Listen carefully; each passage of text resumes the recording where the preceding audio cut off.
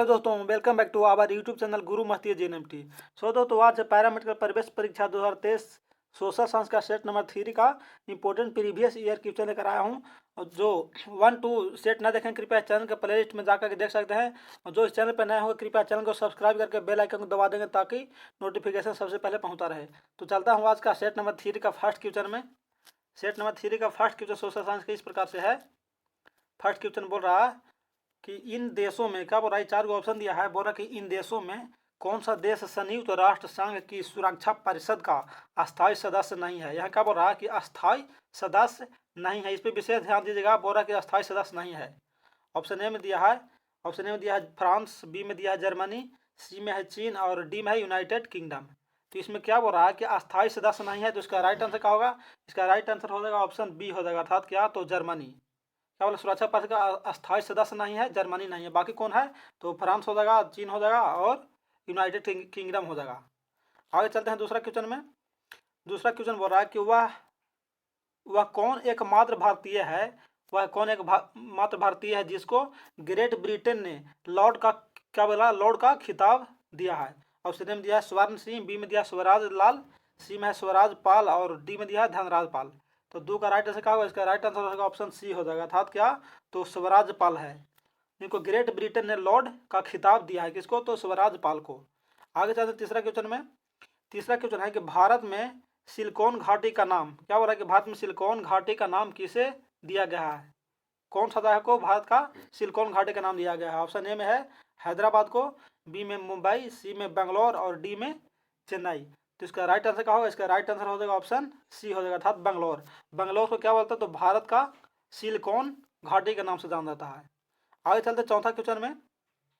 चौथा क्वेश्चन है कि रामेश्वर किस राज्य का हिस्सा है? क्या बोला है? रामेश्वरन किस राज्य का हिस्सा है? ऑप्शन ए में है आंध्र प्रदेश का, ऑप्शन बी में है पश्चिम बंगाल का, ऑप्शन सी में है तमिलनाडु और ऑप्शन डी में है केरल के। तो 4 का राइट आंसर क्या होगा? इसका राइट आंसर होगा ऑप्शन सी हो जाएगा, अर्थात क्या, तो तमिलनाडु।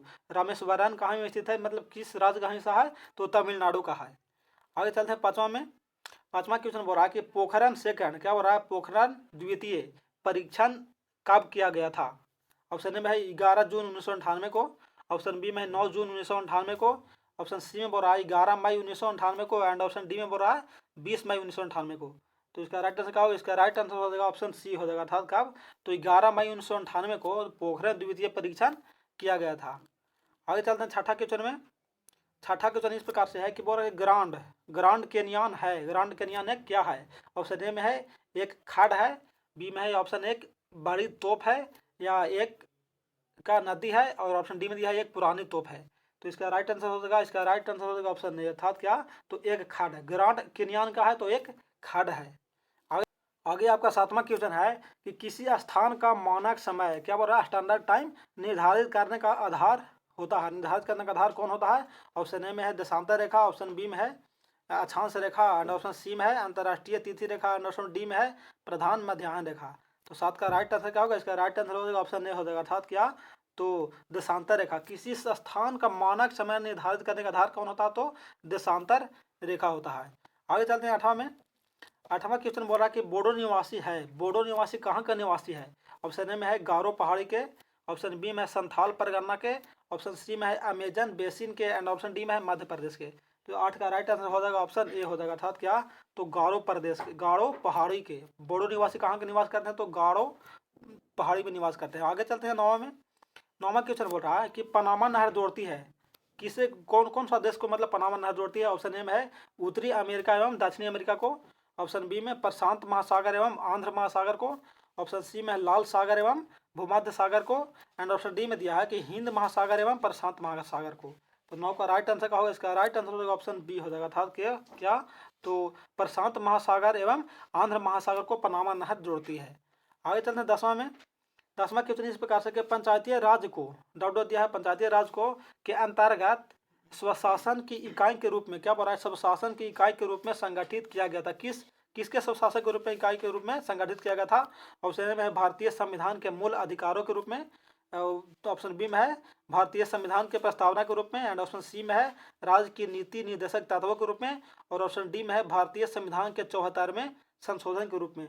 10 का राइट आंसर हो जाएगा ऑप्शन सी हो जाएगा, था क्या, तो राज्य के नीति निर्देशक तत्वों के रूप में अंतर्गत स्वशासन की इकाई के रूप में संगठित किया गया था। आगे चलते हैं 11वां क्वेश्चन में। आपका 11वां क्वेश्चन इस प्रकार से है, बोला कि भूमि सुधार डॉट दिया है, किस सूची के अंतर्गत बोला कि भूमि सुधार के विषयों के अंतर्गत है, मतलब किस सूची के अंतर्गत है। ऑप्शन ए में संघ सूची के, ऑप्शन बी में समवर्ती सूची के, ऑप्शन सी में राज्य सूची के एंड ऑप्शन डी में इनमें से कोई नहीं। बोला कि भूमि सुधार कौन सा सूची के अंतर्गत आता है, तो 11 का सही आंसर हो जाएगा, इसका राइट आंसर होगा ऑप्शन सी, अर्थात क्या, तो राज्य सूची के, भूमि सुधार राज्य सूची के अंतर्गत आता है। आगे चलते हैं 12 में, थोड़ा सा छोड़ा कर दें ताकि सही से दिखाई देवे। 12वां क्वेश्चन बोल रहा है कि भारतीय मुद्रा छापी जाती है, भारतीय मुद्रा छापी जाती है। ऑप्शन ए में बोल रहा है कि रिजर्व बैंक ऑफ इंडिया में, ऑप्शन बी में बोल रहा है वित्त मंत्रालय में, ऑप्शन सी में बोल रहा है संसद में एंड ऑप्शन डी में नासिक प्रिंटिंग प्रेस में। आखिर क्या बोलेगा, भारतीय मुद्रा छापी जाती है, कौन सा मुद्रा किसमें छापी जाती है, तो 12 का राइट आंसर होगा ऑप्शन डी, अर्थात क्या, तो नासिक प्रिंटिंग प्रेस में भारतीय मुद्रा छापी जाती है। आगे चलते हैं 13 में। 13वां क्वेश्चन बोल रहा है कि भारत में पहला पान, क्या बोल रहा है, पहला पान बिजली शक्ति केंद्र प्रारंभ हुआ था, कहाँ में हुआ था पहला बिजली शक्ति केंद्र प्रारंभ हुआ था। ऑप्शन ए में है पाइकाड़ा में, ऑप्शन बी में है कोयना में, ऑप्शन सी में है भाखड़ा नागल में एंड ऑप्शन डी में है शिव समुद्रम में।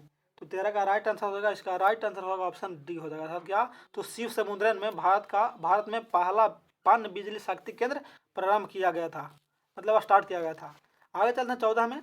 बोला कि दुर्लभ मुद्रा, क्या बोल रहा है कि हार्ड करेंसी, हार्ड करेंसी का आज से उस मुद्रा से है जो, ऑप्शन ए में दिया क्या, कि वहन करने में बहुत कठिन होता है, ऑप्शन बी में दिया कमाने में बहुत कठिन होता है, ऑप्शन सी में विकसित देशों का है एंड ऑप्शन डी में बोल रहा है कि विकासशील देशों का है। तो 14 का राइट आंसर हो जाएगा ऑप्शन सी हो जाएगा, अर्थात क्या, तो विकसित देशों का है। यहाँ क्या बोल रहा है कि हार्ड करेंसी विकसित देशों का मुद्रा का आज से है। आगे चलते हैं 15वां क्वेश्चन में। 15वां क्वेश्चन बोल रहा है कि भारतीय राष्ट्रीय कांग्रेस के संस्थापक थे, कौन थे, मतलब जो व्यक्ति थे वो ये क्या थे।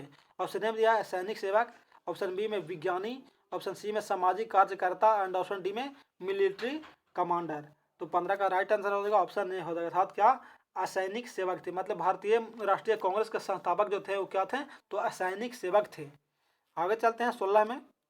16वां क्वेश्चन बोल रहा है भगत सिंह राजगुरु सुखदेव को फांसी दी गई थी, मतलब कब दी गई थी, 1911 में, 1921 में या 1931 में या 1941 में।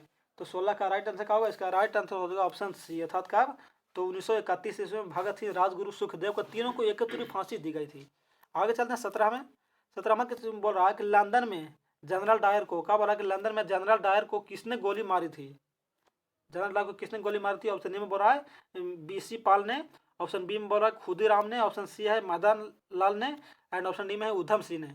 तो 17 का राइट आंसर हो जाएगा ऑप्शन डी हो जाएगा, अर्थात क्या, तो उधम सिंह ने लंदन में जनरल डायर को गोली मारी थी। आगे चलते हैं 18 में। 18वां क्वेश्चन है कि स्वराज पार्टी का गठन, डाउट दिया है, स्वराज पार्टी का गठन डाउट की असफलता के बाद हुआ था, किसके असफलता के बाद हुआ था। ऑप्शन ए में है असहयोग आंदोलन की असफलता के बाद, ऑप्शन बी में है भारत छोड़ो आंदोलन के बाद, ऑप्शन सी में है सिविल नाफ मारनी आंदोलन के बाद एंड ऑप्शन डी में दिया है स्वदेशी आंदोलन के बाद, क्या, स्वदेशी आंदोलन के बाद। तो 18 का राइट आंसर क्या होगा, इसका राइट आंसर हो जाएगा ऑप्शन ए हो जाएगा, अर्थात असहयोग आंदोलन, मतलब स्वराज पार्टी का गठन असहयोग आंदोलन की असफलता के बाद हुआ था, क्या बोला कि असफलता के बाद हुआ था। आगे चलते 19वां क्वेश्चन में। 19वां क्वेश्चन बोला कि नाबार्ड उधार देता है, नाबार्ड उधार किसे देता है। ऑप्शन ए में कृषि के व्यष्टि को, ऑप्शन बी में ग्रामीण विकास के संस्थाओं को एंड ऑप्शन सी में बोल रहा है, थोड़ा सा ऊपर कहते हैं छोटा कहते हैं, ऑप्शन सी में क्या बोल रहा है, सी में बोल रहा है कि कृषि एवं ग्रामीण विकास के बैंकों को एंड ऑप्शन डी में बोल रहा है कि कृषि के लिए राज्य सरकारों को। तो 19 का राइट आंसर क्या होगा, इसका राइट आंसर हो जाएगा ऑप्शन सी हो जाएगा, अर्थात क्या, तो कृषि एवं ग्रामीण विकास बैंकों को उधार देता है। ऑप्शन आगे चलते 20वां क्वेश्चन में। 20वां क्वेश्चन बोल के WTO, क्या बोला, WTO अस्तित्व में आया था। WTO का फुल फॉर्म क्या होगा, वर्ल्ड हेल्थ ऑर्गेनाइजेशन। कब आया था, तो ऑप्शन ए में है जनवरी 1994 ईस्वी में, ऑप्शन बी में है जनवरी 1995 ईस्वी में, ऑप्शन सी है जनवरी 1996 में एंड ऑप्शन डी में है जनवरी 1997 में। तो 20 का राइट आंसर हो जाएगा ऑप्शन बी हो जाएगा, अर्थात क्या, तो जनवरी 1995 में WTO अस्तित्व में आया था। आगे चलते हैं, आगे नहीं है, बस इस सेशन में इतना ही, फिर मिलता है अगले सेशन में, तब तक के लिए जय हिंद।